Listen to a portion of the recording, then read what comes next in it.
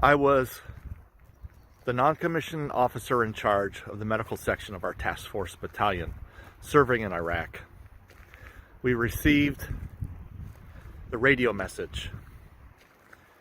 Voodoo X-ray, Voodoo X-ray. This is Sabre X-ray, over. Go ahead, this is Voodoo X-ray. We've got casualty coming in. Casualty coming in. Battle roster number, Charlie 2748. How copy? Good copy. What that meant was, that was our first casualty of the conflict since we had arrived in Ramadi about 4 weeks before that. Battle roster number was a way for us to identify someone anonymously without giving away the true identity of the person.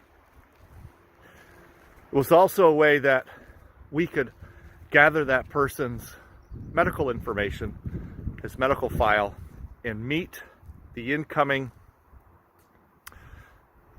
Casevac, Medevac vehicle at the trauma reception area and provide the medical history of the patient as they arrived. When I went down to the trauma center, I opened the door and there lied a buddy of mine, the first casualty. I spent 3 days with him in the advance party, ground convoying through enemy territory to what was now our home for the next 12 months. Got to know him pretty well. He was a fellow NCO. He was out on a mission to help promote peace, drop off pamphlets, and make contacts with the civilians to let them know that we were there for all good and peaceful purposes. When he got struck by a sniper's bullet, just under the opening of his body armor on his left armpit. When I entered the trauma center, he was laying in a supine position, face up, arms out. The emergency trauma team, medical professionals were working frantically with him to save his life. They had a retractor called a rib spreader, and they were working on his wound into the side of his chest. Now, I had worked in surgery previous to that for about 18 years. I knew what I saw, and I knew it did not look that there was going to be a favorable outcome for this soldier. But there he laid, arms out, open hands. And I couldn't help but look at his hands. I couldn't help but look at his hands and think, those hands are never going to feel another person. They're never going to hold his son. They're never going to hug his mother. Those hands, I still remember them to this day. I did the only thing that I could do. I reached down and I held his hand. I held it until the work was over and he was pronounced dead. He was our first casualty and our first of 16 killed in action. When I returned back to my unit headquarters, the Voodoo Medic headquarters, the news had preceded me. And I looked up to the roof where we had placed flagpoles, and I saw an American flag at half-mast. Now, you have to understand, a half-mast flag must be ordered. And in combat, that is not the way to honor a fallen soldier. We have special military honors that we provide. So as I entered the compound, I asked who took the initiative to lower the flag. A young NCO came out, also a friend of this soldier, and he was distraught, obviously grieving. I said to him, "Sergeant, we have to raise that flag." "But Sergeant Edson, we need to honor him. He was my friend. He was our buddy. He was one of us." So I understand that. We will honor him. We will grieve for him.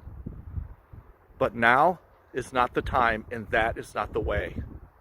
So I want you to go back up on that roof, and I want you to raise that flag back up. And I want you to think about this.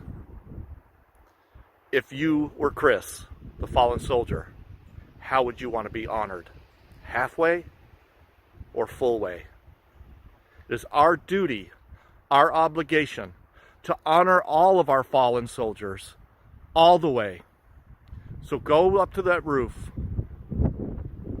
pull that flag all the way to the top of its mast, and when you think it's all the way up, I want you to give it one more tug to make sure that it is as high as it can be, and that we will stand tall in the face of adversity, and that we will be proud soldiers who serve our country, and we are willing to give it all for them.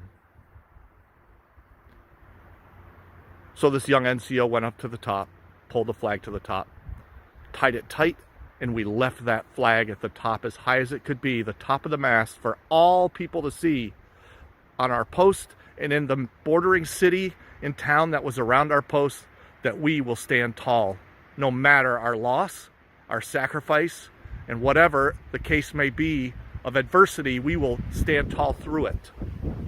And I think that's the lesson of this weekend of Memorial Day. And especially during these hard times.